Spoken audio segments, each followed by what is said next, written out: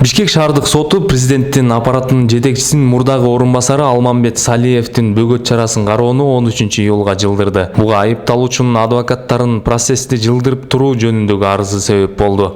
Улуттук коопсуздук комитети Салиевди 16-июнда камаган жана ага мыйзамсыз баюу беренеси менен айып койгон. Ал күнөөсүн мойнуна алган эмес. Райондук сот Салиевди 16-августка чейин тергөө абагына калтырган.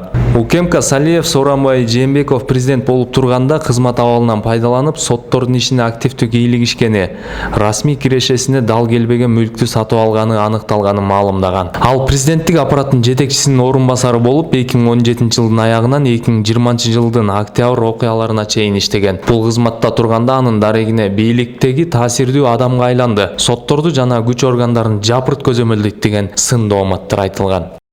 Кош никени мыйзамдаштырабыз деген талапкерлердин кайрылуусу Борбордук шайлоо комиссиясы тарабынан шайлоонун мыйзамдарын бузган жок деп табылды. Бул тууралуу аталган мекеменин басма сөз кызматы билдирди. Маалыматка караганда Реформа партиясы Бишкек аймактык комиссиясынын Келечек партиясына талапкер Назира Абдыкаимовага карата арыз берген. Анын көп аялдуулукту легалдаштыруу жөнүндө кайрылуусу шайлоо алдындагы үгүт иштерин жүргүзүүнүн тартиби жана эрежелери боюнча шайлоо мыйзамдарын бузган жок деп табылды.